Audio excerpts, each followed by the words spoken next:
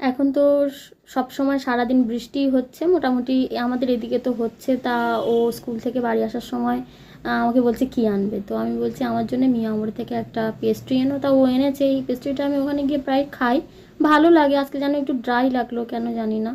যাই হোক, আসার সময় ওর মুড়ি মাখা খেতে খুব পছন্দ, তাই ওর মুড়ি নিয়ে এসছে, চপও নিয়ে এসছে। মানে কতটা আনহেলদি আমরা অবশ্যই জানি, কিন্তু ওই কন্ট্রোল করা যায় না আর কি। যাই হোক, আমরা এখানে নিয়ে নিয়েছি পেঁয়াজ, কাঁচা লঙ্কা, গাজর, শসা আর টমেটোটা আমরা পরে অ্যাড করব, এখানে নেওয়া হয়নি আর কি, খেয়াল ছিল না। অবশ্য ভিডিও মানে করা শেষ করে ফেলেছি, তখন টমেটোটা অ্যাড করেছি, আর করা অ্যাড দেখানো হয়নি। যাই হোক, আর নিয়েছি সর্ষের তেল।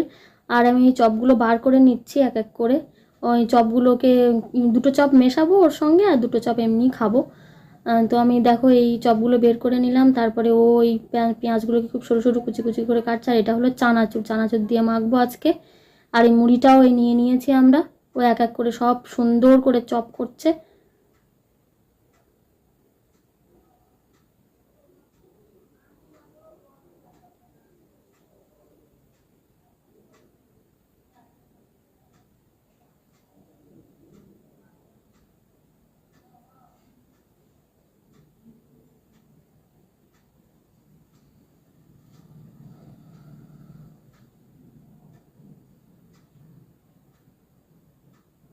ও এরকমভাবে শসা চপ করছিল, আর আমাকে বলছে তুমি কি পারো এরকমভাবে কাটতে।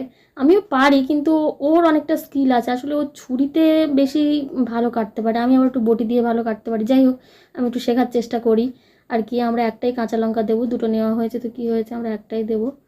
আর নাহলে খুব ঝাল হয়ে যাবে। এগুলো সেই মোটা মোটা লঙ্কা, বুলেট লঙ্কা, এগুলোতে ভীষণ ঝাল হয়। আমি অত ঝাল খেতে পারি না, ও পারে অবশ্য, কিন্তু ও আর আমার জন্য দিল না।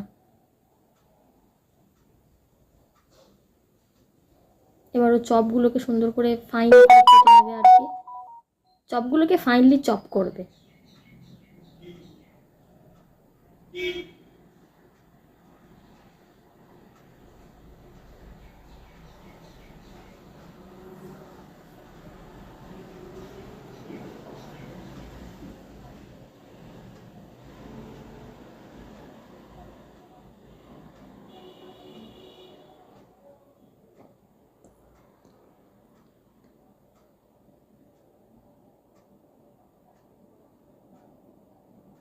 আমি একটু খাচ্ছিলাম আর কি।